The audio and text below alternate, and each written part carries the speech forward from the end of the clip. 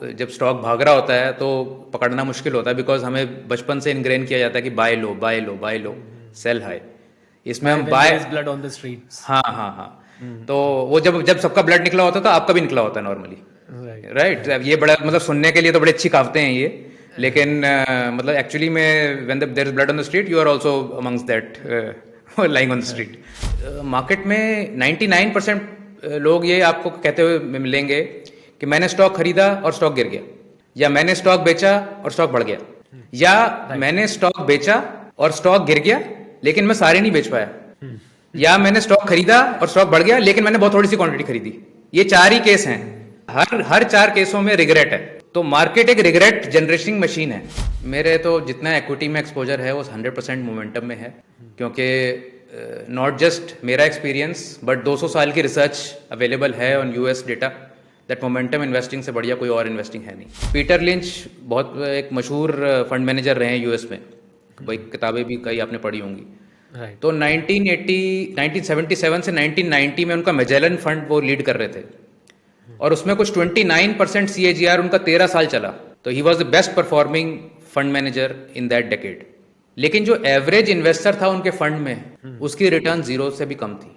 तो drawdown control करना सबसे बड़ा मेरे ख्याल से फीचर है फॉर एनी पोर्टफोलियो, कि अगर आप ड्रॉडाउन को कंट्रोल कर सकते हैं, अपने ड्रॉडाउन को कम रख सकते हैं, तो आप अगली छलांग बहुत जोर के मारेंगे। मैं इसका एक आपको रियल लाइफ एग्जांपल बताता हूँ। आप सब वो सड़क पे भाग रहे हैं और आप गड्ढे में गिर गए। अब वो गड्ढा 3 फुट का है तो आप फिर भी चलो उठ के फिर भागना शुरू कर देंगे, लेकिन अगर वो गड्ढा 13 फुट का है तो उसमें से निकलना मुश्किल हो जाएगा।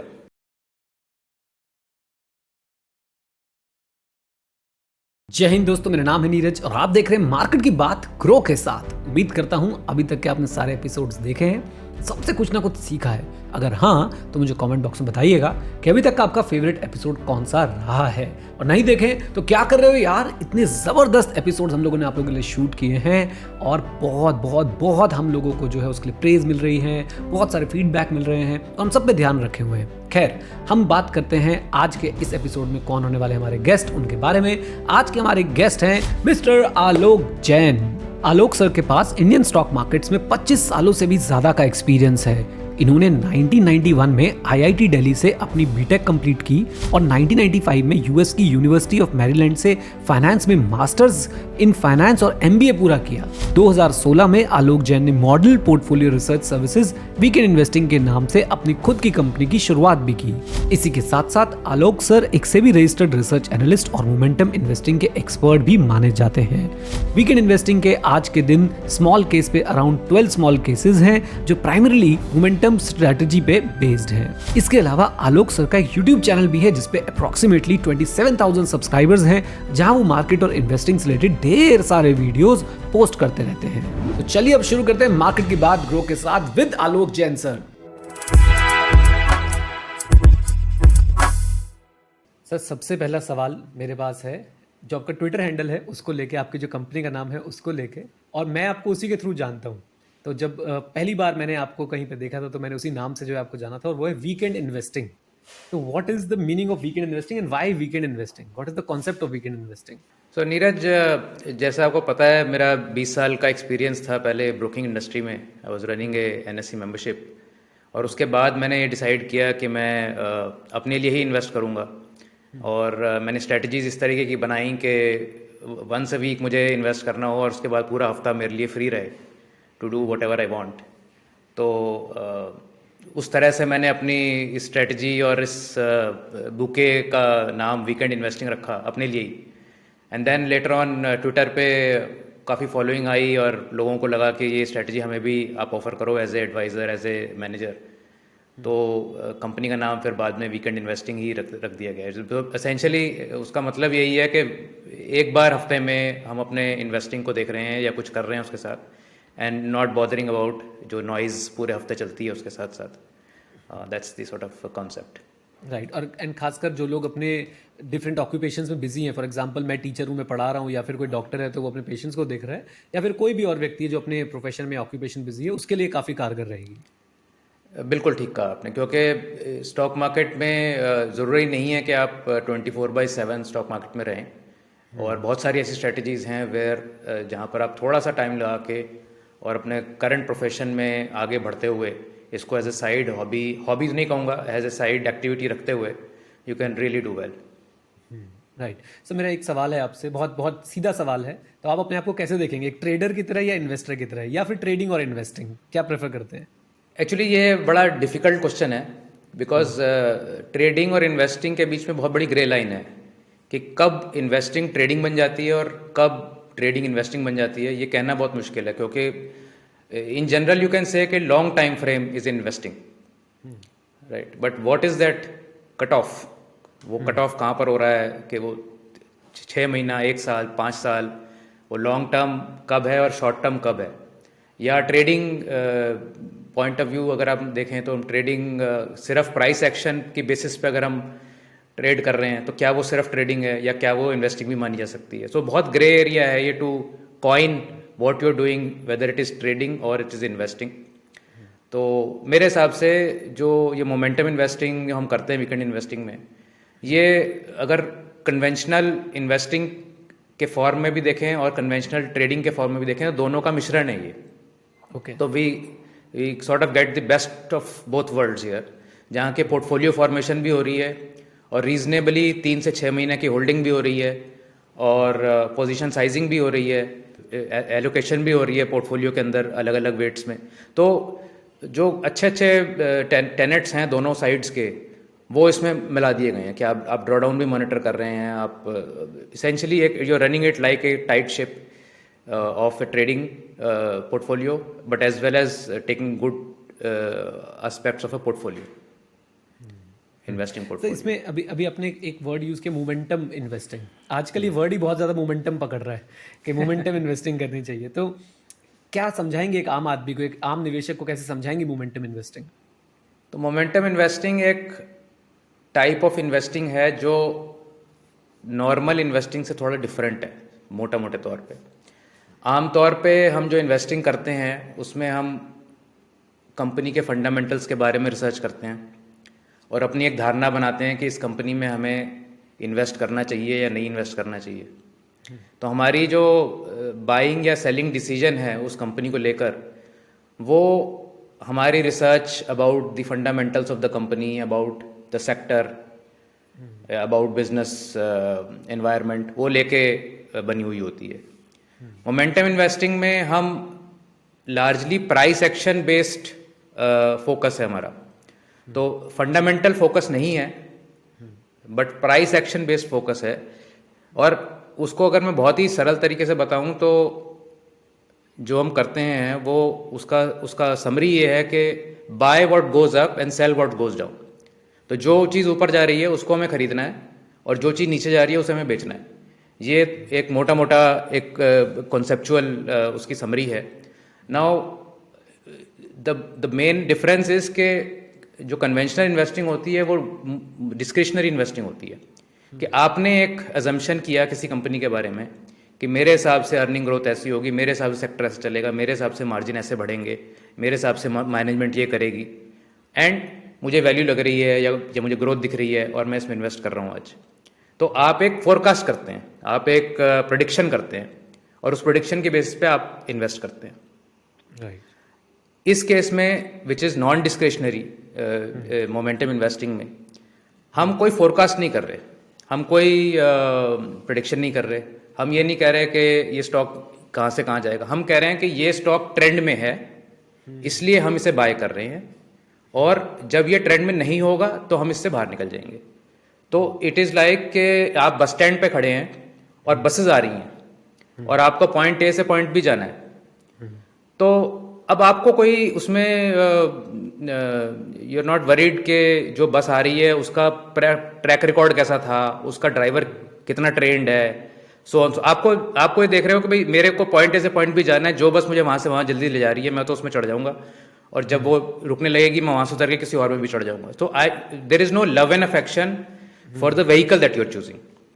नॉर्मली क्या होता है कि हम बहुत सारी रिसर्च भी करते हैं और और बहुत सारे लोग हमें कंफर्मेशन बायस भी देते हैं कि हाँ ये वाला स्टॉक लेना चाहिए, और वो करते करते हम उसका प्रोडक्ट भी कंज्यूम करते हैं, उसका होर्डिंग भी देखते हैं, हमें उससे प्यार हो जाता है धीरे धीरे। सही बात। ये तो मतलब छक्का लगा दिया हमने और ये पूरी ज़िंदगी हमारे साथ ये स्टॉक रहेगा अब। फिर वो एक स्टेज ऐसी आती है कि स्टॉक हो सकता है ना इतना अच्छा परफॉर्म कर रहा हो, नीचे जाना शुरू करता है, मार्केट ही ओवरऑल हो सकता है is not doing so well. तब हमें 15-20 वेरिएबल से जूझना पड़ता है कि अब क्या हुआ, अब ओवरऑल मार्केट थोड़ी खराब हो रही है, स्टॉक तो हमारा बहुत अच्छा था, हमारी मैनेजमेंट भी बहुत अच्छी थी, हो सकता है ठीक हो जाएगा बाद में, अभी हो सकता है 2 साल के लिए अर्निंग खराब हुई है, बाद में ठीक हो जाएगा। तो you get into a vicious cycle of कि भाई इतने सारे वेरिएबल जो हैं उनको हम कैसे कंसोलिडेट करके डिसीजन लें। डिसीजन मेकिंग बहुत डिफिकल्ट हो जाती है, और जब आपका लॉस हो रहा होता है 50%, 70%, 80%, तो वैसे ही दिमाग काम करना बंद कर देता है। राइट। तो उन सब से जूझने के लिए एक फ्रेमवर्क बहुत ज़रूरी है। तो इसमें हमने एक फ्रेमवर्क बनाया हुआ है। मैं ये नहीं कहता सभी मोमेंटम इन्वेस्टर्स ऐसा करते हैं, बट क्योंकि मोमेंटम इन्वेस्टिंग भी बहुत 20-50 तरीके से हो सकती है। तो उसमें 4 हमारे क्वेश्चंस हैं: what to buy, when to buy, how much to buy and when to sell. ये 4 की फ्रेमवर्क हैं हमारी इसमें इन्वेस्टिंग में, जो कि हमें एट ऑल टाइम्स क्लियर होने चाहिए कि हमें कब क्या खरीदना है, कितना खरीदना है, क्या चीज़ खरीदनी है और कब बेचना है। ये हमारी अगर क्लैरिटी होगी और एक तरह से फ्रेमवर्क रिलेटेड क्लैरिटी होगी, तो हम कभी कंफ्यूज नहीं होंगे। फिर चाहे कुछ भी हो रहा हो, चाहे स्टॉक बढ़ भी रहा है, गिर रहा है, साइडवेज जा रहा है, हमारे पास हर सिचुएशन के लिए एक डिसीजन पॉइंट है, और हमें जब वो डिसीजन ऑटोमेटिकली हमें मिल जाएगा तो our task becomes very easy.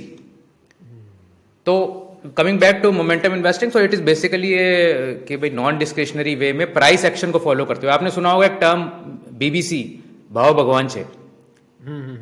तो हमारा जो बेसिक जो कहते हैं ना underlying principle of weekend investing is to follow BBC, कि भाव भगवान छे, मार्केट में price is god and everything else is a story और अ नैरेटिव। तो प्राइस के अंदर सब कुछ इनकॉर्पोरेट हो गया आपका, जो उसकी मार्केट में जो उसके आगे की परसेप्शन है, जो पीछे का डेटा है। जैसे कोई अगर क्वार्टरली रिजल्ट आता है, it's actually result of the past, वो फ्यूचर के लिए एक्चुअली कुछ नहीं बता रहा, हम प्रोजेक्ट कर लेते हैं। Right. So this way basically it is price oriented, price action oriented, rule based systems, सब कुछ बड़ा क्लियरली नॉन एम्बिगुअस वे में सारे रूल्स क्लियर हैं, और it beats all other forms of investing. Okay sir, इसमें मुझे तो एक देसी भाषा में अगर बोलूं तो मोमेंटम इन्वेस्टिंग लाइक बहती गंगा में हाथ धो लेना। हाँ, मतलब बहती गंगा में आप ये कहेंगे आप गंगा में हैं और बह रही है, और आप उसके अगेंस्ट जाने की कोशिश नहीं कर रहे, आप बोट में हैं और आप रो कर रहे हैं। You are not trying to go against the trend, but you want to flow with the trend and improve your speed. Right. Right. अच्छा सर, इसमें मेरे को एक डाउट भी आया आपसे, मतलब ये मोमेंटम इन्वेस्टिंग को समझते समझते, तो कभी ऐसा भी होता है कि जंक स्टॉक्स भी प्राइस एक्शन के बेसिस पे हमारे पास आ जाते हैं और फिर हम उसमें फंस सकते हैं? ऐसा हो सकता है, आप अगर बेसिक फिल्टर्स लगा दें कि सपोज मेरा एक जैसे प्रोडक्ट है जो सिर्फ निफ्टी के स्टॉक्स पे बेस्ड है, तो मेरा ऑलरेडी फिल्टर्ड है कि भाई मेरे को सिर्फ ये 50 स्टॉक्स में से ही मोमेंटम देखना है। या मैं कोई ऐसा फिल्टर लगा दूं कि मुझे 10,000 करोड़ की मार्केट कैप से नीचे का कोई स्टॉक देखना ही नहीं है। या मेरे पास ऐसा कोई वॉल्यूम फिल्टर होना चाहिए कि जिसमें कम से कम 500 करोड़ रुपए वर्थ की अगर ट्रेडिंग ना हो रही हो हफ्ते में, तो मुझे वो स्टॉक देखना ही नहीं है। तो these kind of additional filters can remove a large number of stocks जो गलत हो सकते हैं, बट उसके बावजूद भी कभी कभी ऐसे स्टॉक आ जाते हैं जिनमें आपको नुकसान होता है, और वो पोर्टफोलियो डाइवर्सिफिकेशन की वजह से आप अपना रिस्क निकाल देते हैं। सपोज आपके 30 स्टॉक हैं, 40 स्टॉक हैं, 25 स्टॉक है पोर्टफोलियो में, तो एक स्टॉक पे 2, 2.5, 3% आपने लगाया हुआ है, उसमें वो बाई चांस वो गिर भी गया 30, 40, 50%, that's okay. Right. Right sir, अभी आपने 4 क्वेश्चंस बताए मोमेंटम इन्वेस्टिंग के, what to buy, when to buy, how to buy and when to sell. तो हम इन्हीं क्वेश्चंस को अगर आगे बढ़ाना चाहें तो मोमेंटम इन्वेस्टिंग की एक मास्टर क्लास बढ़िया बन सकती है हमारे पास। तो व्हाट टू बाय कैसे डिसाइड करते हैं सर? व्हाट टू बाय तो डिसाइड जो मोमेंटम इन्वेस्टिंग कर रहा है वो नहीं करेगा, जो रूल्स उसने डिसाइड किए हैं, सेट किए हैं, और उसकी बेसिस पे उसने अपना बैक टेस्ट वगैरह बनाया हुआ है, उसकी बेसिस पे वो डिसाइड होगा। सपोज मैंने एक रूल बनाया हुआ है कि एनी स्टॉक जो 52 वीक हाई के ऊपर जाता है और उसमें इस तरीके के वॉल्यूम क्राइटेरिया हैं कि भाई मिनिमम इतना वॉल्यूम होना चाहिए, या इससे ऊपर मार्केट कैप होनी चाहिए, सपोज वही ये मेरा क्राइटेरिया, मैं वो सिंप्लीफाइड क्राइटेरिया बता रहा हूँ। तो this can be a criteria how I get the basic filter of the stocks, कि भाई ये 10 स्टॉक इस हफ्ते इन्होंने ये क्राइटेरिया फुलफिल किया है, तो ये मेरे कैंडिडेट्स हैं। तो ये व्हाट टू बाय का यूनिवर्स बन गया आपका। अब व्हेन टू बाय आया कि भाई इसी या व्हाट टू बाय में आपका एक बेसिक यूनिवर्स भी हो सकता है कि मैंने CNX 200 स्टॉक्स ही देखने थे, और जब वो लेट से 52 वीक हाई के ऊपर निकले तो व्हेन टू बाय का मेरे को फिल्टर मिल गया उस पर, कि जब वो रैंकिंग करी मैंने और ये top 10 stocks of nearness to 52 week high मेरे पास आए, तो मैंने उनको सेलेक्ट कर लिया। तो ये एक मेरा व्हेन टू बाय आ गया।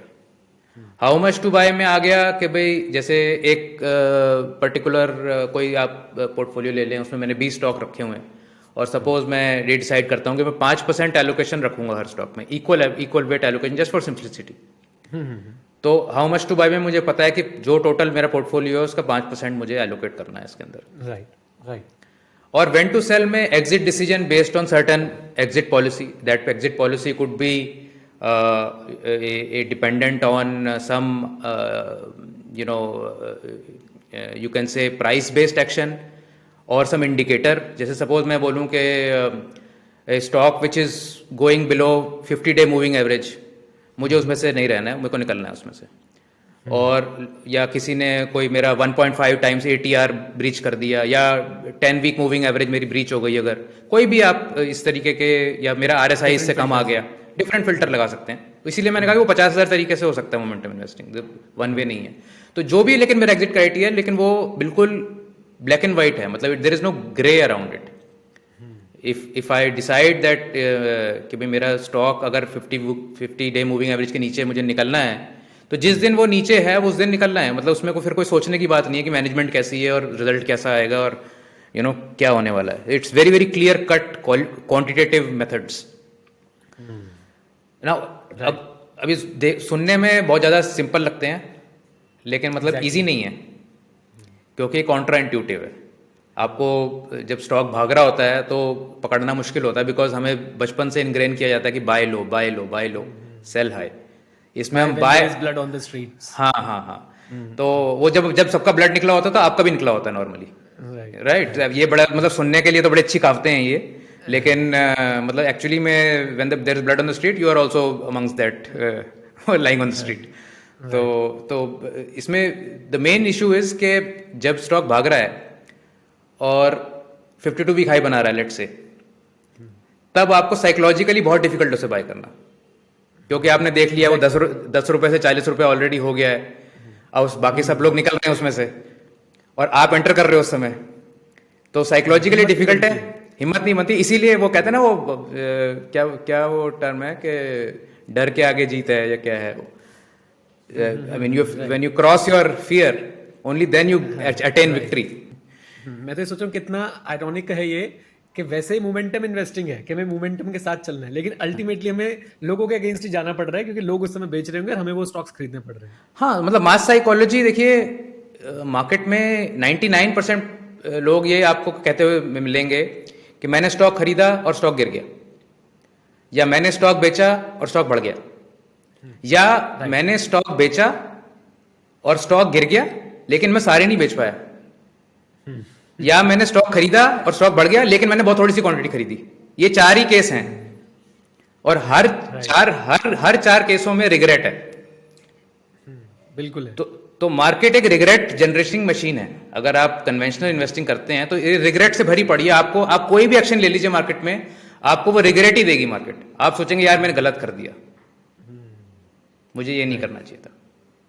तो जब आप रूल बेस्ड इन्वेस्टिंग करेंगे और अपने रूल के हिसाब से चलेंगे, you will feel very very happy. Psychologically आप बहुत खुश रहेंगे, क्योंकि आप रूल के हिसाब से चल रहे हैं और आप अपने आप को दोष नहीं दे रहे हैं कि यार मैंने गलत कर दिया। आप कहोगे मैंने ठीक किया, मैं रूल के हिसाब से चला, जो रिजल्ट आया आया। राइट, मतलब एक प्रोसेस से चले, प्रोसेस से चले या राइट। सर एक क्वेश्चन अब करंट मार्केट के बारे में करते हैं। इस समय मतलब आई नो कि कोई प्रेडिक्ट नहीं कर सकता, बट फिर भी एक आपकी राय क्या बन रही है कि अभी हमारे सामने एक बड़ा जबरदस्त बुल रन आने वाला है, या हो गया जो होना था और अब बिल्कुल एकदम एक ठंडा माहौल रहेगा मार्केट के अंदर? देखिए, ये $100 मिलियन क्वेश्चन है जिसका जवाब किसी के पास एक्चुअली में नहीं है। बहुत सारे लोग अपनी अटकल लगा के कह सकते हैं कि ये होगा या वो होगा, but guaranteed 100% nobody really knows the answer. और हम तो खैर जिस थीम को फॉलो कर रहे हैं उसमें तो आंसर अवेलेबल ही नहीं है। हम तो जैसे जैसे मार्केट बताएगी वैसे वैसे करेंगे। अगर मार्केट ऊपर जाएगी हम इन्वेस्टेड रहेंगे। आज की डेट में most of our strategies we are fully invested.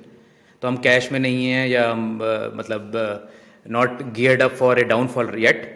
But अगर मार्केट गिरनी शुरू होगी तो हम एग्जिट करना शुरू करेंगे। अगर मार्केट बढ़ेगी तो हम जो नए सेक्टर्स आएंगे हायर मोमेंटम के उसमें एंटर कर जाएंगे। तो मेरे लिए ये कहना बहुत मुश्किल है कि क्या होगा, but as a personal sort of view if you ask me, क्योंकि हर आदमी का एक पर्सनल व्यू होता है, मैं उसको यूज़ नहीं करता अपनी किसी स्ट्रेटजी या प्रोडक्ट में, लेकिन पर्सनल व्यू मेरा ये है कि we are doing far better than rest of the countries. और जो एलोकेशन है इंडिया का वो बढ़ेगा, डेफिनेटली बढ़ेगा। तो whether immediately or in some time, I think we will break out and we're going higher. That is my view. Unless there is a global contagion of the kind, जैसे भाई 2008 में भी हुआ था या 2020 में हुआ था, कोई इस तरीके की पूरे विश्व में कोई ऐसी संकट, भारी संकट आ जाए तो बात अलग है। अदरवाइज आई थिंक हम अच्छी तरह प्लेस्ड हैं for a good run. Right sir, एक बात मुझे आपसे पूछनी है, इफ़ इट इज़ अलाउड आप बताइएगा। अभी आपने बताया था एक निफ्टी बेस्ड मोमेंटम पोर्टफोलियो आपका बना रखा है, निफ्टी 50 बेस्ड, तो उसके बारे में थोड़ी और अगर आप कुछ शेयरिंग करना चाहें उसके रिटर्न्स के बारे में या किस तरह से वो चल रहा है तो बहुत अच्छा होगा, अगर अलाउड है तो प्लीज़। हाँ, इसमें ऐसा है कि निफ्टी बेस्ड पोर्टफोलियो हमारा जो है उसमें 10 स्टॉक हैं और हर महीने हम उसको रिव्यू करते हैं। तो 1st of every month हम उसे रिव्यू करेंगे और अगर कोई स्टॉक उसमें से निकलना होगा तो निकल जाएगा, दूसरा आ जाएगा। रफली अराउंड साल में 10 से 15 उसमें ट्रांजैक्शंस होती हैं, बस और ज़्यादा नहीं होता कुछ। The main thing to note is कि जैसे आपके पास निफ्टी, आपने सपोज ETF खरीद लिया या इंडेक्स खरीद लिया, अब आपको इन अ वे आप वो 50 स्टॉक खरीद रहे हैं, राइट। और आप नहीं खरीद रहे, फंड मैनेजर खरीद रहा है या ETF मैनेजर खरीद रहा है, बट आप वो 50 स्टॉक खरीद रहे हैं। अब उन सारे 50 स्टॉक तो परफॉर्म नहीं कर रहे हैं। 50 में से 20 स्टॉक अच्छा परफॉर्म कर रहे होते हैं, 10-15 स्टॉक फ्लैट होते हैं और 10 स्टॉक खराब कर रहे होते हैं। तो हम उन 10 स्टॉक्स जो खराब कर रहे हैं या जो एवरेज चल रहे हैं उनको क्यों खरीदें? There should be a better way कि हम निफ्टी में से जो क्रीम स्टॉक्स हैं और जो कि चेंज हो रहे हैं टाइम टू टाइम, हम उन्हीं में रहें सिर्फ। तो कहने का मतलब यह है कि हम सिर्फ स्ट्रेंथ ऑफ निफ्टी में रहें, हम वीकनेस ऑफ निफ्टी में ना रहें। तो उस करके सपोज हमने 10 स्टॉक चुन लिए और उसमें से कोई वीकनेस हुई तो वो महीने के एंड में वो निकल गई, दूसरी उसकी जगह जो स्ट्रेंथ आई वो आ गया अंदर। तो इस तरीके से हम निफ्टी को बीट कर देते हैं over a period of time. तो जैसे पिछले 5-6 साल का रिकॉर्ड में निफ्टी की रिटर्न कोई 12-13-14% के अंदर रही है एवरेज CAGR, बट इस तरीके की स्ट्रेटेजी में वो 18-20% भी आ जाती है। तो क्योंकि आप सॉर्ट ऑफ एक सर्वाइवल ऑफ द फिटेस्ट कर रहे हैं उस पोर्टफोलियो के अंदर कि स्टॉक्स फिट है, स्ट्रांग है तो अंदर है पोर्टफोलियो के, नहीं तो बाहर है। लेकिन आपके पास निफ्टी स्टॉक्स की क्वालिटी भी है कि भाई टॉप 50 स्टॉक्स में ही आप डील कर रहे हैं। तो ऐसा नहीं है कि आपके पास कोई बहुत गलत स्टॉक आ सकता है उसके अंदर। और एलोकेशन आपकी 10% है टू ईच स्टॉक, तो एलोकेशन भी अच्छी है। तो कोई स्टॉक अगर बहुत अच्छा परफॉर्म करेगा तो आपके डेफिनेटली बहुत अच्छे रिटर्न्स आएंगे उसमें। राइट। अब सर एक जो हमारे सारे दर्शक जानना चाहेंगे वो ये कि आप लॉन्ग टर्म इन्वेस्टिंग भी करते हैं और मोमेंटम भी करते हैं या सिर्फ मोमेंटम पे रहते हैं?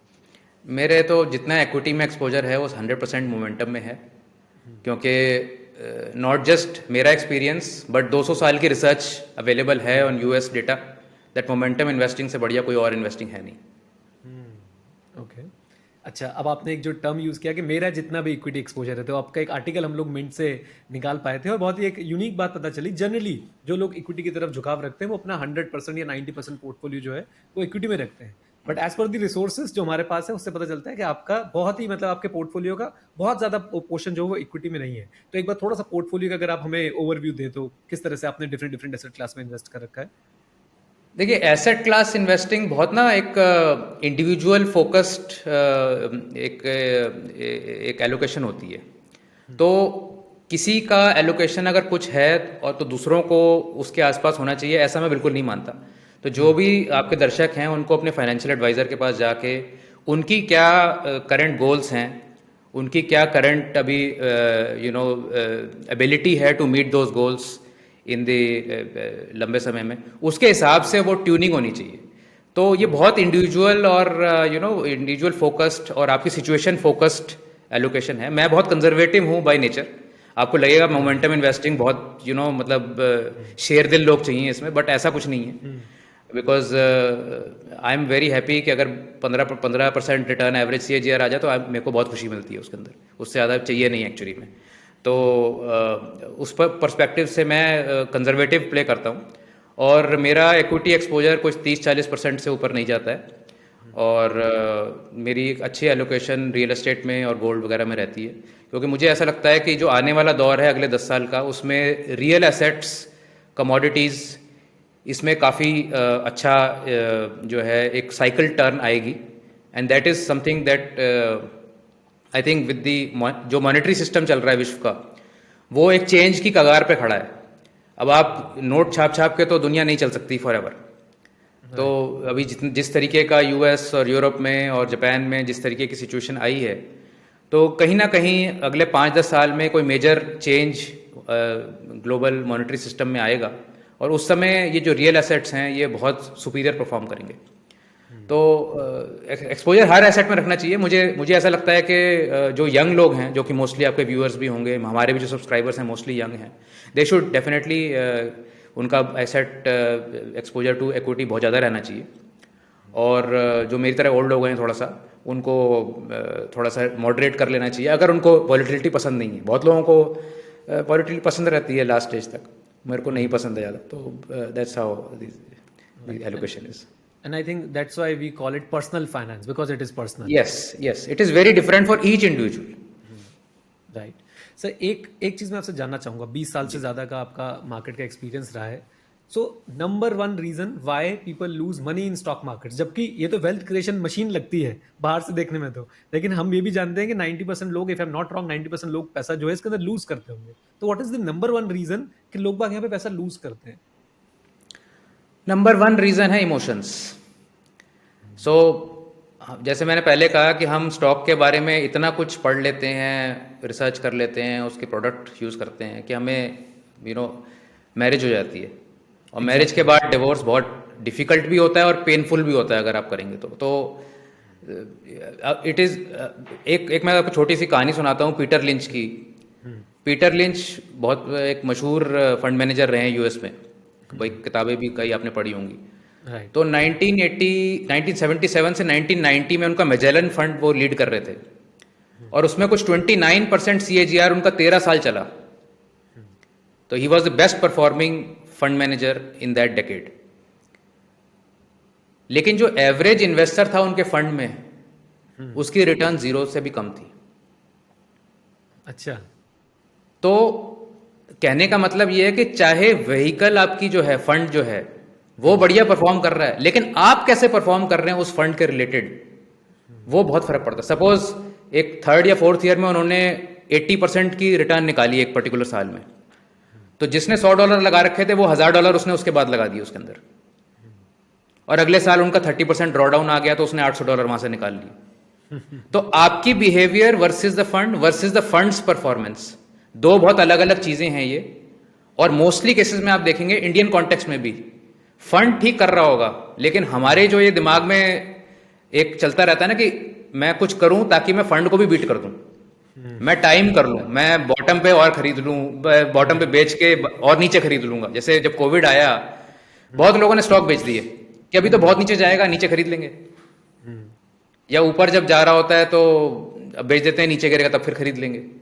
भाई आपने फंड मैनेजर को, म्यूचुअल फंड या PMS या जो भी आपने कर रहे हैं, स्मॉल केस जो भी आप व्हीकल यूज कर रहे हैं, आपने एक प्रोफेशनल पे ट्रस्ट किया है, तो ट्रस्ट इज इंस्टिंक्ट। आप खुद मत दिमाग लगाइए ना, आप अपने प्रोफेशन में काम रखिए, आप उसमें आगे बढ़िए। तो ये 90% रिटेल क्या, HNIs भी और FIIs भी यही गलती करते हैं। ऐसा नहीं है कि FIIs कोई बहुत ऊपर से उतर के आए हुए हैं तो उनको सब कुछ बिल्कुल ठीक करते हैं। This discretionary investing has this issue that it is emotional and it is our behavior, हमारा खुद का बिहेवियर हमारे को बेसिकली हमारी सारी स्टोरी खराब कर देता है। राइट। तो मतलब emotion is the number one reason. Absolutely. And I think आपने बिल्कुल सही बोला। तभी हम लोग ये सुनने को हमें मिलता है कि इस फंड ने पिछले 20 साल में इतने रिटर्न दिए, लेकिन हम उससे कोई कोई करोड़पति बनता हुआ नहीं देखते, क्योंकि हाँ, वो बीच में शायद छेड़छाड़ करते रहते हैं। छेड़छाड़ हो जाती है। अब जैसे मैं आपको एग्जांपल दूं, हमारे कई पोर्टफोलियोज में कुछ स्टॉक ऐसे आए जो 700, 800, 900% बढ़ गए। अब क्योंकि हमारी स्ट्रेटेजी ये है कि भाई लेट द विनर्स रन, तो जब कोई स्टॉक भाग रहा है तो हमें छेड़ना ही नहीं उसे, उसको चलते रहने दो। वो चक्कर क्या है कि हम चाहते हैं कि हम मार्केट को प्रेडिक्ट करें, हम अपने एजम्पशन लगाएं, हम अपनी दिमाग लगाएं, और हम ये 99% लोग ये सोचते हैं कि मार्केट से ज़्यादा हम समझदार हैं, समझदार। जबकि मार्केट सुप्रीम है। राइट। तो मार्केट शुड टेल यू कि आपको क्या करना चाहिए, ना कि आप मार्केट को बता रहे। अब जैसे कोई स्टॉक नीचे आया हुआ है, अब लोग कहते हैं यार खरीद लो, अभी तो बहुत वैल्यू है, ये है वो है। पर मार्केट भी बेवकूफ नहीं है ना कि वो स्टॉक नीचे आया हुआ है। There is something either problematic in that stock और इन दैट सेक्टर, या लिक्विडिटी आउटफ्लो जा रही है। अगर सपोज लिक्विडिटी इमर्जिंग मार्केट में से लिक्विडिटी फ्लो निकल रहा है बाहर, एफआई दबा के बेच रहे हैं, तो कोई भी स्टॉक हो, कुछ भी वैल्यू हो, सब नीचे आ जाएंगे। राइट। तो फंडामेंटल और लिक्विडिटी में liquidity takes a front seat, वो ड्राइव करती है हर चीज। आपने कोई स्टॉक ढूंढ लिया जिसमें बहुत वैल्यू है, उसको आप रियलाइज तभी कर पाएंगे जब उसमें लिक्विडिटी आएगी, जब उसमें मोमेंटम आएगा। तो मोमेंटम के बिना तो आप कुछ कर ही नहीं सकते मार्केट में एक्चुअली में। राइट। और जो कन्वेंशनल इन्वेस्टिंग भी है, जैसे सपोज आप अर्निंग ग्रोथ देख रहे हैं किसी कंपनी की, मार्जिन ग्रोथ देख रहे हैं, मार्केट शेयर ग्रोथ देख रहे हैं, वो भी तो एक मोमेंटम ही है। आप अर्निंग्स में मोमेंटम ढूंढ रहे हैं, आप मार्केट शेयर में मोमेंटम ढूंढ रहे हैं। तो एक्चुअली में everybody is a momentum investor in to some extent और द अदर। वाओ, नहीं ठीक बात है, बिल्कुल ठीक बात है। मतलब कंप्लीटली एग्रीड कि कहीं ना कहीं हम उसमें भी मोमेंटम ही ढूंढ रहे हैं कि आगे इतना पैसा कमाएगी कंपनी, बिल्कुल। और उस हिसाब से ग्रोथ होगी। ग्रेट। मतलब यही सर मजा है इस शो का कि अलग अलग थॉट्स जो है वो सुनने को मिलते हैं, बहुत कन्विंसिंग थॉट्स सुनने को मिलते हैं। अब बात करते हैं सर आपके एक MI25 स्मॉल कैप, जो उसका CAGR है पिछले 2 साल का। आई थिंक मैं जो सही पढ़ पा रहा हूँ, that is 47% CAGR for last 2 years, and I think that is a very big number. अगर ये और इसी रेट से अगर सस्टेन कर गया कुछ समय तक, तो आई थिंक ये एक बहुत ही क्रेजी फिगर बना सकता है। तो ये क्या स्ट्रैटेजी है इस MI25 स्मॉल केस के स्टॉक्स पिक करने के लिए? क्योंकि स्मॉल केस जब हम बात करते हैं, खासकर जब हम स्मॉल केस की बात करते हैं, स्मॉल कैप जो कंपनीज होती है वो तो बहुत ज्यादा रिस्की और वॉलेटाइल होती है। एक आम आप इन्वेस्टर तो उसको ऐसे देखता है। तो MI25 हमारा, मैं कहूँगा सबसे पुराना प्रोडक्ट है, 2016 से चल रहा है। स्मॉल केस में अभी 2 साल से आया है, बट 2016 से चल रहा है वीकेंड इन्वेस्टिंग में। और इसकी लॉन्ग टर्म CAGR कुछ 25-30% टाइप है, इससे भी ज़्यादा है शायद। तो इसमें 25 स्टॉक हम चूज़ करते हैं स्मॉल कैप यूनिवर्स से। तो small cap universe is basically top 250 के नीचे जितने स्टॉक हैं, वो उसकी डेफिनेशन स्मॉल कैप रखी हुई है। उसको आप नैनो कैप, माइक्रो कैप में भी डिवाइड कर सकते हैं, लेकिन large cap, mid cap, small cap, this is the major जो डिस्टिंक्शन है। तो अब पहले 100 शेयर लार्ज कैप, फिर उसके नेक्स्ट 150 मिड कैप, फिर उसके नीचे स्मॉल कैप। तो स्मॉल कैप में हमने ये थोड़ा सा डिफरेंशिएशन ये किया हुआ है कि हम 1,000 करोड़ के मार्केट कैप के नीचे के स्टॉक्स को हम कंसिडर नहीं करते, तो वो हमारे पोर्टफोलियो में नहीं आते। तो उस तरह से एक माइक्रो कैप, नैनो कैप और जो हाईली रिस्की स्टॉक्स होते हैं वो निकल जाते हैं। दैट इज वो हमारे पोर्टफोलियो में नहीं है। तो हम फिर ये करते हैं कि जो ये बाकी स्टॉक बचे, वो करीबन 1,000 करोड़ से लेके 15,000 करोड़ तक की रफली मार्केट कैप इस सेगमेंट में आती है।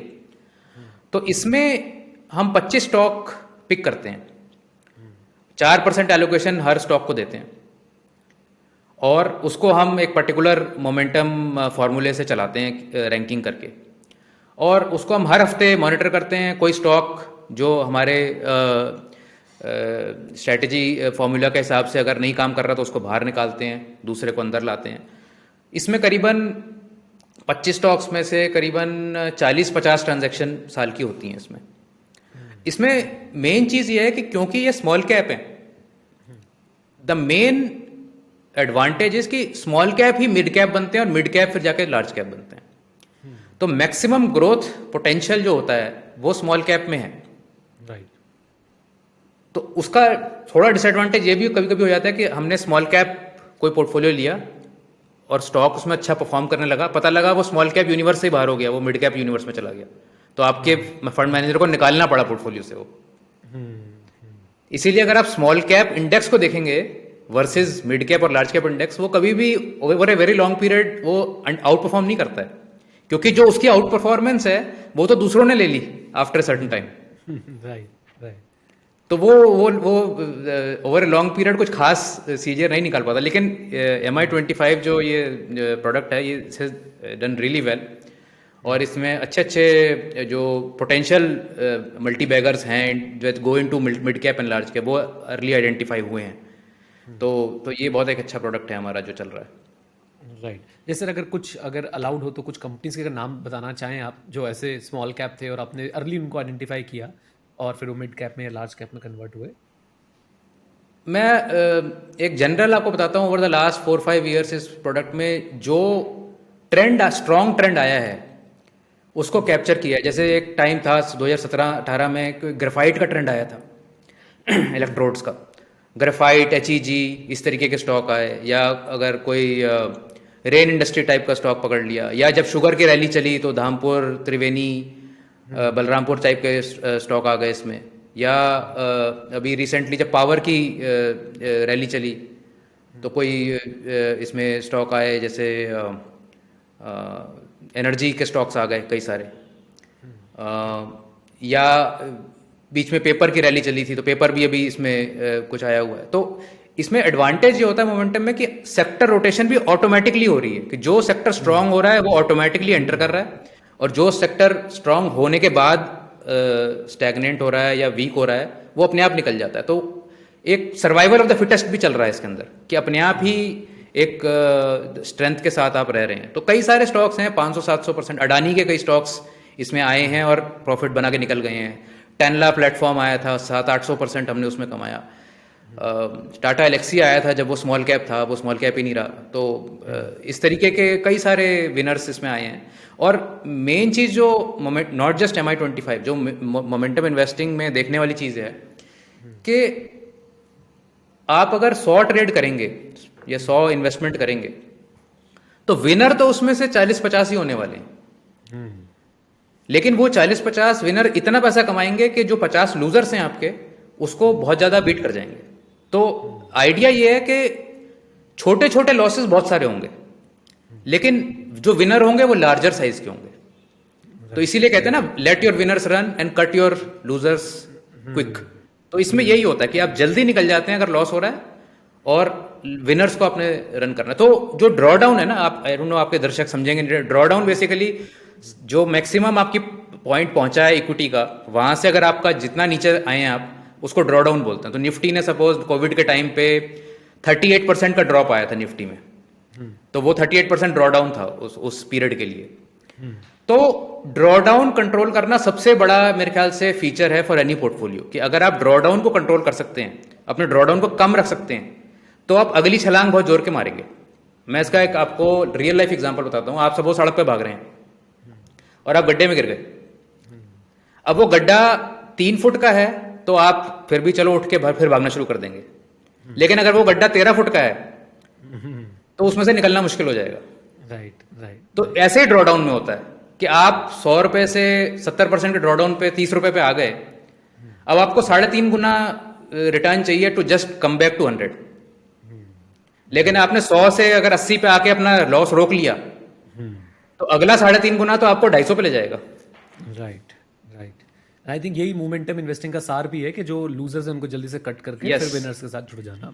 बिल्कुल। ग्रेट सर, अडानी स्टॉक्स की आपने बात करी। आई थिंक क्रेजी रिटर्न्स दिए हैं अडानी स्टॉक्स ने, मतलब पूरे ग्रुप की मैं बात कर रहा हूँ। पिछले अगर मैं 1-2 साल की बात करूँ तो बहुत ही एक डिफरेंट काइंड का सिनेरियो है, और लोगों के अंदर अब फोमो आ गया है कि हमने इन्वेस्ट क्यों नहीं किया उस टाइम पे, या काश हम भी वो वाला स्टॉक ले लेते अडानी ग्रुप का।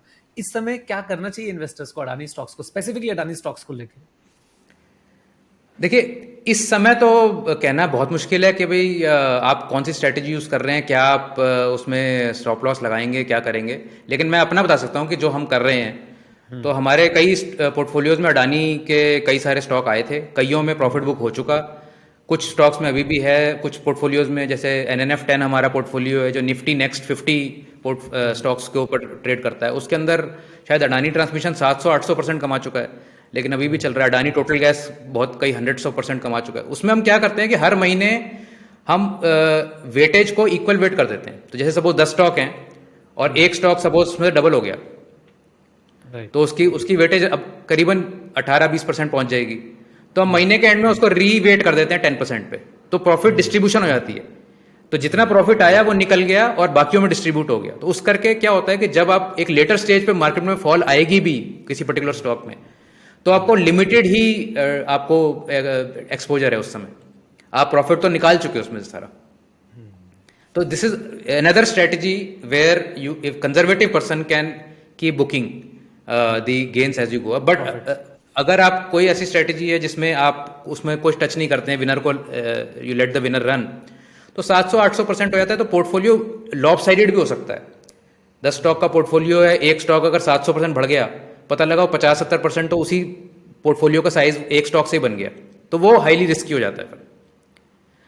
तो आप अपने रूल्स बेस्ड रहिए। अभी भी अगर मोमेंटम चल भी रहा है अडानी में, जहां आपको मौका मिले आप एंटर करिए, और अपना रूल के बेसिस पे कि भाई मुझे ऐसे स्टॉप रखना है, ऐसे मेरा एग्जिट पॉलिसी होगी, और एक ये मेरा लिमिटेड मेरा एक्सपोजर रहेगा। सबसे बड़ी बात क्या है नीरज, कि आपको इन्वेस्टमेंट या ट्रेड करने से पहले पता होना चाहिए कि मेरा इसमें मैक्सिमम लॉस क्या हो सकता है, डाउनसाइड क्या है मेरी, ये मालूम होना चाहिए। फिर आपको घबराहट नहीं होगी। आपको मालूम है मैंने इतने लाख रुपए लगाए या इतने हजार रुपए लगाए और मेरा इतना नुकसान हो सकता है, तो आप मान के चलेंगे कि भाई वर्स्ट के सिनेरियो में इतना तो होएगा ही मेरा, अब उससे कुछ बेटर ही हो सकता है। वर्स्ट के सिनेरियो तो वर्स्ट के सिनेरियो ही है, अगर मैंने उससे बेटर कर लिया तो उससे बेटर कर लिया। तो अगर ये थॉट आपके दिमाग में नहीं है, सपोज 99% लोग कुछ सुनेंगे कहीं से कि ये स्टॉक ले लो, इसमें ये हो रहा है, उसमें वो हो रहा है, और खरीद लेंगे।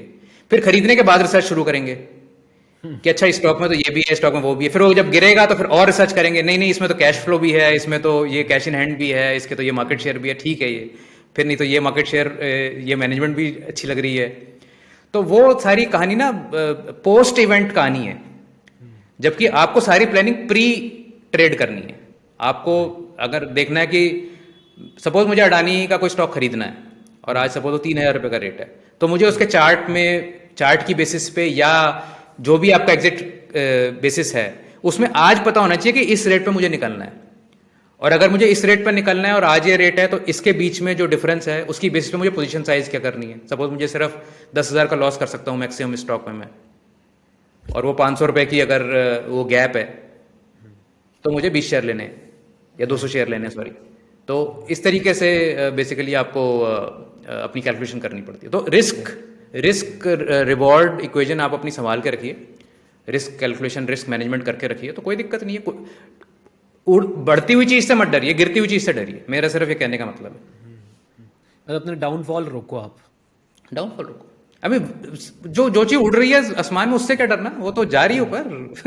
हमारा दिमाग ये कह रहा है कि नहीं वो और नहीं ऊपर नहीं बढ़ेगी, बट ये आपने देख लिया एग्जांपल्स में, इतने सारे स्टॉक्स के जो मैंने नाम बताए, लोग गेस वर्क करते रहते हैं कि अच्छा ये 100% बढ़ गया, अब ये गिर जाएगा। 99% people get very scared once 52 week high comes. Right, बिल्कुल। एंड आई थिंक ये बात ना, मुझे अगर मैं अभी देखूं तो अगर हम टाइटन के स्टॉक का एग्जांपल ले ले, तो वो कितने सालों तक बढ़ रहा है और अभी भी बढ़ रहा है। या हम पेज इंडस्ट्रीज का एग्जांपल ले ले, तो कब से बढ़ रहा है और वो बढ़ता ही जा रहा है। कई लोगों ने इसे 40,000 में बेच दिया होगा, 45 से बेच दिया होगा, अभी 50,000 से ऊपर मेरे ख्याल से चला गया होगा। जी ग्रेट। सर एक बात मुझे बताइए कि कौन से 2-3 सेक्टर्स हैं जिन पे आपको लगता है आने वाले 5 साल में आप बुलिश रहने वाले हैं, और उन सेक्टर्स के कुछ स्टॉक्स भी अगर आप बता पाएं, not for the buying purpose और इन्वेस्टिंग पर्पस, कि हम उसमें थोड़ा रिसर्च कर पाएं, थोड़ा सा हम उसको देख पाएं, समझ पाएं उन स्टॉक्स को। जैसा मैंने कहा नीरज के हमें तो पता ही नहीं होता कि कौन से स्टॉक आएंगे, कौन सा सेक्टर चलेगा। मतलब they are like ABC for me. अगर उन स्टॉक्स के नाम की जगह आप ABC रख देंगे तो मैं ये कहूँगा कि आज ये हम खरीद रहे हैं क्योंकि उसकी प्राइस फॉर्मेशन ऐसी है। राइट, क्योंकि हमारे फॉर्मूले में फिट बैठ रहा है, वो फॉर्मूले में फिट बैठ रहा है, हमें उससे कोई प्यार लगाव है ही नहीं किसी स्टॉक से, या वो क्या बना रहे हैं, वो कौन सी इंडस्ट्री में क्या हो रहा है। मतलब आप ये देखिए ना कि ये सब जब आप निकाल देंगे अपने रिसर्च से, आपकी लाइफ में कितना टाइम बच जाएगा आपको। Exactly. I mean you can live your life and 2 minute आपने लगाए महीने में, और आपको मैं कहता हूँ अगर सपोज कोई बहुत मेहनत करके 20% कमा रहा है और आप 2 मिनट लगा के अगर 18% कमा लेते हैं, तो क्या बुराई है। Right. Anyhow, coming back to your point, मेरी जो पर्सनल बिलीफ है विच मे और मे नॉट बी राइट, एक कि कमोडिटी स्टॉक्स जो हैं ये बहुत अच्छा परफॉर्म करेंगे इस डेकेड में। तो I think commodity stocks whether they are aluminium, steel, base metals, ये सारे पूरा जो सेगमेंट है ना, ये जो रियल ठोस एसेट्स का, ये 20-30 सालों से ये मरा पड़ा है। क्योंकि हम एक बहुत डिफरेंट वर्ल्ड में जी रहे हैं 1970 से, वेयर पैसे प्रिंट होते चले जा रहे हैं और उससे बेसिकली एक आर्टिफिशियल सी ग्रोथ क्रिएट, हाइप क्रिएट हो रही है हर जगह। तो आई थिंक अब जो जियो पॉलिटिक्स चल रही है, how BRICS nation, Russia, China, all these are coming together, ये अगले 5-10 साल में बहुत कुछ मेरे ख्याल से बदलने वाला है। और फोकस इन्हीं पे वापस आएगा कि जो हार्डकोर आपके रियल एसेट्स हैं, they will do very very well. तो मुझे ऐसा लगता है कि ये जो कन्वेंशनल कमोडिटी सेक्टर है, मेटल सेक्टर है, ये काफ़ी अच्छा करेगा। रियल एस्टेट सेक्टर मुझे लगता है बहुत अच्छा करेगा। Already in the last 1 year अभी जिस तरीके के ट्रेंड चल रहे हैं, आई थिंक जैसे जैसे डिस्पोजेबल इनकम भी बढ़ रही है, I think real estate move भी बहुत अच्छी हो रही है। एंड अभी पिछले 4-5 साल में क्योंकि रियल एस्टेट बहुत ज़्यादा डाउन थी, तो नए प्रोजेक्ट्स बहुत कम आए, तो सप्लाई बहुत जल्दी एक गायब होने वाली है मार्केट से ऑफ फिनिश्ड प्रोडक्ट्स। तो from that perspective also real estate probably can do well. And autos में मेरे ख्याल से अब उनको उसका जो एक लॉन्ग टर्म एक साइक्लिकल एक डाउन ट्रेंड था 2017-18 से, वो मेरे को लगता है कि अब कंप्लीट हो गया है। And autos, 2 wheelers as well as 4 wheelers and commercial vehicles should do very well. तो आई थिंक ये 2-3 सेक्टर्स हैं जो मुझे पर्सनली अच्छे लगते हैं। बट यू नो हमारे प्रोडक्ट में क्या कौन सी चीज़ सेलेक्ट होगी उसका कोई आइडिया नहीं है। Right, because that is not based on any kind of predictions etcetera. आप सिर्फ प्राइस मतलब वो उसमें मेरा दिमाग बिल्कुल कोई इन्वॉल्व नहीं है। मतलब आलोक जैन उसके अंदर क्या कोई मायने नहीं रखता है, वो एल्गो अपने अपने अपने उस पर चल रहा है। राइट, क्या बात है सर। एक आपका ट्विटर प्रोफाइल पे जो लिखा हुआ है, जो रिसर्च टीम लेके आई, वो ये simplicity is the ultimate sophistication. So इसका क्या थॉट प्रोसेस है, और क्या ये चीज़ हम इन्वेस्टिंग में भी अप्लाई कर सकते हैं? अगर हाँ, तो इंडेक्स फंड लोग क्यों नहीं लेते हैं? और इंडेक्स फंड तो मुझे लगता है कि अल्टीमेटली वो इससे सबसे ज़्यादा सिंपल प्रोडक्ट इंडेक्स फंड ही है। इंडेक्स फंड के बारे में आपके क्या थॉट्स हैं, लेकिन इस लाइन के थ्रू चलते हुए, simplicity is the ultimate sophistication? ये मैंने अपने लाइफ का प्रिंसिपल बना रखा है कि ट्राई करें कि लाइफ को जितना सिंप्लीफाई हो सके सिंप्लीफाई करें, क्योंकि सिंपल चीज़ें बहुत अच्छा परफॉर्म करती हैं और आपको बहुत सुकून देती हैं। आपको और ज़्यादा ज़रूरत नहीं है कॉम्प्लेक्सिटी की। हम ना, बिकॉज हमारा दिमाग इस तरीके से ट्रेन हो गया है कि हम कॉम्प्लेक्सिटी के पीछे भागते हैं। कोई अगर बहुत बढ़िया रिसर्च करके 100 पेज की रिसर्च किसी स्टॉक के बारे में भेजेगा ना, तो हम उससे बहुत इंप्रेस हो जाते हैं। और कोई अगर ये कह दे कि इसको खरीद लो क्योंकि ये ऊपर जा रहा है, तो उससे कोई इंप्रेस नहीं होने वाला है। तो सिंपल और इजी के बीच में एक डिफरेंस है। जैसे हम सबको पता है कि आप सुबह जाइए 10 किलोमीटर जॉगिंग करिए, आपकी हेल्थ बिल्कुल अच्छी हो जाएगी। कितनी सिंपल सी बात है, लेकिन क्या ये इजी है? नहीं, बिल्कुल नहीं, इजी नहीं है। तो अगर आप सिंप्लिसिटी अपने आप में ला सकते हैं, तो ये एक अल्टीमेट सॉर्ट ऑफ सोफिस्टिकेशन है मेरे हिसाब से। लियोनार्डो दा विंची का एक्चुअली कोट है ये ओरिजिनल। तो I think it's a very very powerful quote, and if you can bring that aspect into our life, तो बहुत ही मतलब हमारी लाइफ को इंप्रूवमेंट होती है उसके अंदर। और जहाँ तक आई इंडेक्स फंड की बात, तो इंडेक्स इन्वेस्टिंग बहुत बढ़िया है मेरे हिसाब से। इंडेक्स इन्वेस्टिंग बहुत अच्छी फॉर्म ऑफ इन्वेस्टिंग है फॉर पीपल जो मतलब ज़्यादा टाइम नहीं लगाना चाहते मार्केट में, ज़्यादा जिनको रिसर्च करने के लिए रिसोर्सेज या एक ही होता है ना, एप्टीट्यूड भी बहुत लोगों का नहीं होता है। राइट, तो उनके लिए बहुत अच्छा है। उसमें बस इशू इंडेक्स इन्वेस्टिंग में ये है क्योंकि 50 स्टॉक हैं और 20-25 स्टॉक उसमें से परफॉर्म नहीं कर रहे होंगे, और जो टॉप 10 उसमें से हैवी वेट्स हैं, अगर वो परफॉर्म ना कर रहे हो किन्हीं सालों में, फिर तो बिल्कुल ही परफॉर्मेंस नहीं आएगी। तो उसके अंदर सिर्फ इशू ये है, but otherwise index funds are very good. इसीलिए हमने वो इंडेक्स वाले पोर्टफोलियो प्रोडक्ट्स भी बना रखे हैं कि हाउ टू इंप्रूव इंडेक्स में रहें, लेकिन उससे इंप्रूव कैसे करें। तो एक ये है कि इंडेक्स इज नॉट सेक्सी।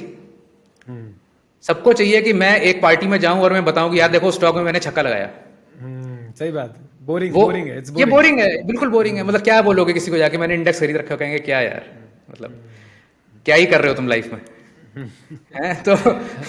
तो वो एक आपके पास कोई स्टॉक नहीं है ब्रैग करने के लिए। हाँ, तो मतलब इसीलिए फंड मैनेजमेंट में भी मोमेंटम इज नॉट पॉपुलर, क्योंकि आप अपने इन्वेस्टर को क्या बोलोगे कि मैं स्टॉक इसलिए खरीद रहा हूँ कि वो स्टॉक ऊपर जा रहा है। तो लोग कहेंगे यार मैं तुम्हारे को इतनी फीस दे रहे हैं, इस बात की फीस दे रहे हैं। तो basically it is not popular to say कि मैंने सिर्फ सिंपल सी इन्वेस्टिंग कर दी। लेकिन मैं आपको बताऊं कि अगर आपने 14-15% भी निकाल लिया अगर CAGR, तो उससे ज़्यादा कुछ चाहिए ही नहीं है आपको। At 15% CAGR money doubles every 5 years। क्या प्रॉब्लम है उसमें?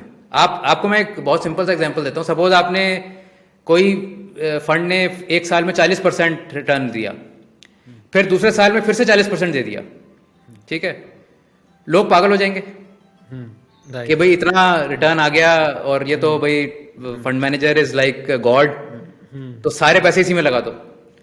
और तीसरे साल में सपोज -40% हो गया, तो आपको पता है इसकी 3 सालों की क्या CAGR निकलेगी? बताएं प्लीज गैस, बताएं। एक एक वाइल्ड गैस मारिए। मतलब rough calculation, I think. Wild gas कह रहा हूँ मैं, कैलकुलेशन कर रहा नहीं कह रहा। चलो 20-25%, इंट्यूटिवली, बीस इंट्यूटिवली पच्चीस परसेंट 20-25%। इसकी CAGR निकलेगी 6%। वाह। तो आपने 40% देखा, फिर 40% देखा, आप बहुत ज्यादा इंप्रेस हो गए, आपने दुनिया भर का पैसा लगा दिया उसके अंदर और आपको रिटर्न मिली 6% आफ्टर 3rd ईयर। और आपने 15%, 15%, 15% 3 साल अगर कमा लिए, तो आप 50% ऊपर हैं versus 17 there.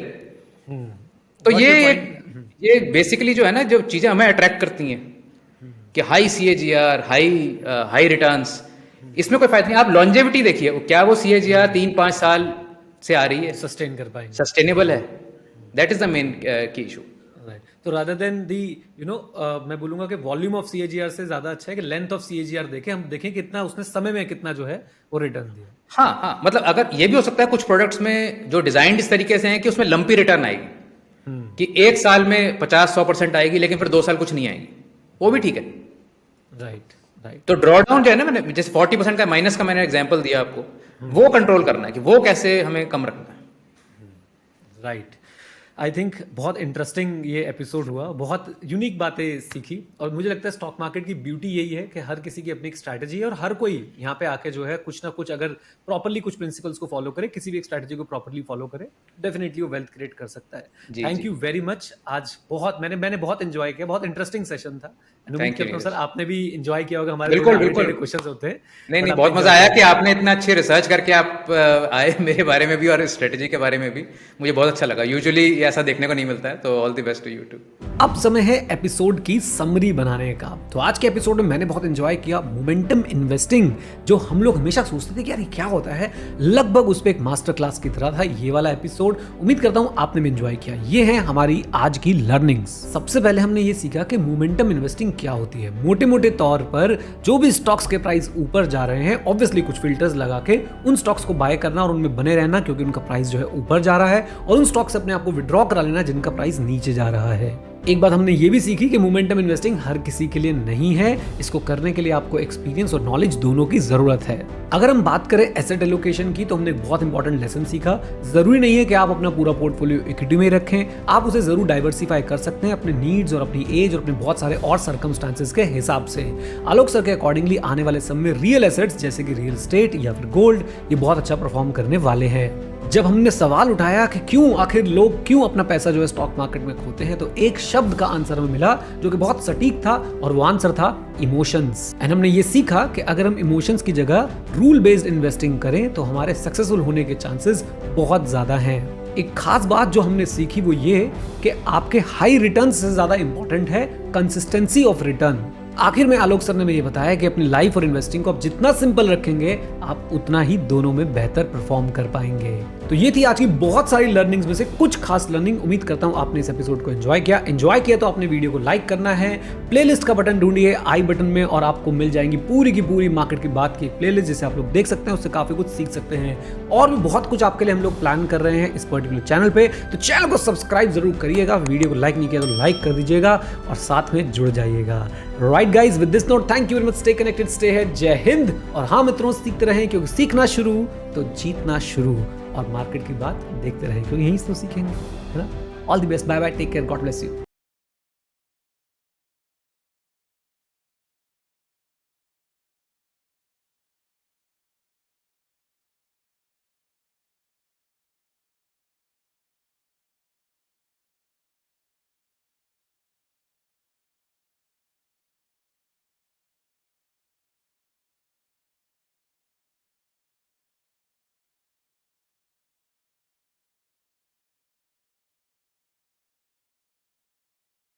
Investment in securities market are subject to market risks. Read all the related documents carefully before investing. Please read the risk disclosure documents carefully before investing in equity shares, derivatives, mutual fund, and or other instruments traded on the stock exchanges.